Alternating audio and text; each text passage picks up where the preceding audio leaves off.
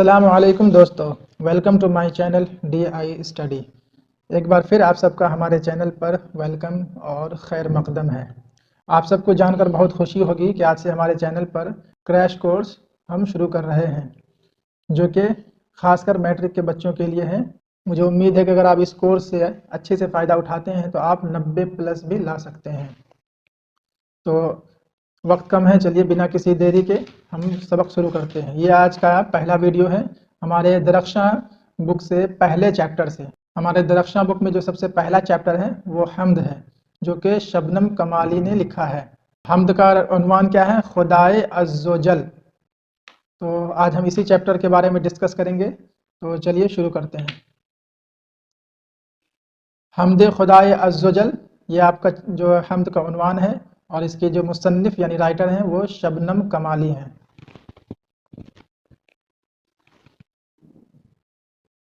سب سے پہلے ہم حمد کو دیکھتے ہیں کہ حمد کسے کہا جاتا ہے۔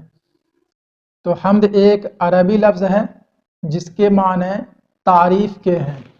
اللہ کی تعریف میں کہی جانے والی نظم کو حمد کہتے ہیں۔ اگر آپ سے حمد کی تعریف پوچھی جائے تو آپ لکھ سکتے ہیں کہ اللہ کی تعریف میں کہی جانے والی نظم کو حمد کہتے ہیں۔ اگلا پوائنٹ، حمد باری تعالیٰ کئی زبانوں میں لکھی جاتی آ رہی ہیں۔ عربی، فارسی اور اردو زبان میں اکثر دیکھی جا سکتی ہیں۔ حمد کے لیے ضروری ہے کہ شاعر بارگاہ سمدیت کے آداب کا مکمل خیال رکھے، لب و لہجہ انتہائی مؤدب اور عاجزانہ و انکسارانہ ہو۔ ساتھ ہی شاعر اس بات کا بھی دھیان رکھے کہ حمد عشق الہی میں ڈوب کر تحریر کی جائے، نہ کہ محض رسمی اور دکھاوے کے لیے ہو۔ چلیے اگلا پوائنٹ دیکھتے ہیں۔ حمد میں جہاں اللہ تعالیٰ کی صفات کا بیان ہوتا ہے، وہیں نعت میں حضور صلی اللہ علیہ وسلم کے شان میں مدحیہ اشعار پیش کیے جاتے ہیں۔ تو یہ بھی آپ یاد رکھیں گے کہ حمد میں اللہ تعالیٰ کی تعریف ہوتی ہے، تو نعت میں ہمارے پیارے نبی صلی اللہ علیہ وسلم کے شان میں مدحیہ اشعار پیش کیے جاتے ہیں۔ اگلا پوائنٹ ہے، اسی طرح منقبت میں بزرگان دین، خلفائے راشدین اور اولیاء اللہ کی منظوم تعریف کی جاتی ہے۔ تو قصیدہ میں کسی بھی شخص کے اوصاف حمیدہ کو بیان کیے جاتے ہیں۔ تو یہاں پر آپ نے کیا جانا کہ حمد میں اللہ تعالیٰ کی تعریف ہوتی ہے، نعت میں حضور صلی اللہ علیہ وسلم کی تعریف ہوتی ہے، منقبت میں بزرگان دین، خلفائے راشدین اور اولیاء اللہ کی تعریف ہوتی ہے، اور قصیدہ میں کسی بھی شخص کے بارے میں آپ لکھ سکتے ہیں، کسی بھی شخص کی تعریف میں آپ نظم لکھ سکتے ہیں، وہ قصیدہ کہلائے گا۔ اب یہاں پہ شبنم کمالی کا مختصر سا تعارف دیکھیں گے۔ تو شبنم کمالی کا تعلق ریاست بہار سے ہے۔ ان کا اصلی نام مصطفیٰ رضا ہے۔ ان کا تخلص شبنم ہے۔ تخلص آپ جانتے ہی ہوں گے، تخلص اس چھوٹے نام کو کہتے ہیں جو شاعر اپنی شاعری میں استعمال کرتا ہے۔ شبنم کمالی کی پیدائش 22 جولائی 1938 کو پوکھریرا ضلع سیتامڑھی میں ہوئی تھی۔ کب ہوئی تھی؟ 22 جولائی 1938 کو۔ کہاں ہوئی تھی؟ تو سیتامڑھی ضلع میں۔ ان کی کچھ مشہور مذہبی منظومات، خاص طور سے نعتیہ شاعری کے مجموعے شبنم کمالی کی کچھ کتابیں ہیں، انہیں آپ یاد کر لیجئے۔ آپ کو ہو سکتا ہے ایگزام میں لکھنے کے لیے کہا جائے تو آپ اسے لکھ سکتے ہیں۔ سب سے پہلی کتاب کا نام ہے انوار عقیدت۔ کیا ہے؟ انوار عقیدت۔ دوسری کتاب کا نام ہے ریاض عقیدت۔ اسی طرح تیسری کتاب کا نام ہے ضیاء عقیدت، اور چوتھی کتاب کا نام ہے فردوس عقیدت، اور پانچویں کتاب صحبائے عقیدت۔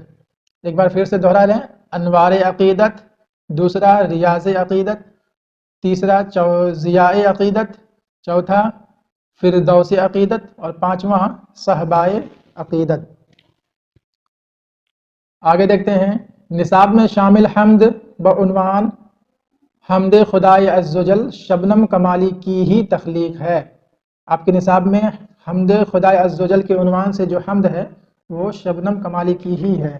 اگلا پوائنٹ ہے، شبنم کمالی نے اپنی زندگی کا بیشتر حصہ وعظ و تبلیغ، اسلامی اور مذہبی اقدار کی تلقین میں صرف کی ہے، یعنی کہ شبنم کمالی نے اپنی زندگی کا زیادہ تر حصہ اسلام کی خدمت میں اور دعوت و تبلیغ میں لگایا ہے۔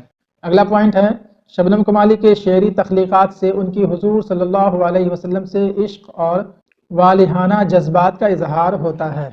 अब यहाँ पर आपके बुक में जो कुछ क्वेश्चंस दिए हुए हैं उनका आंसर यानी उन सवालात के जवाबात दिए जा रहे हैं। तो सबसे पहला जो आपके बुक में है मुख्तसर तरीन सवालात यानी कि वेरी शॉर्ट क्वेश्चंस, तो उनका जवाब देखते हैं। सबसे पहला सवाल है शबनम कमाली कब पैदा हुए?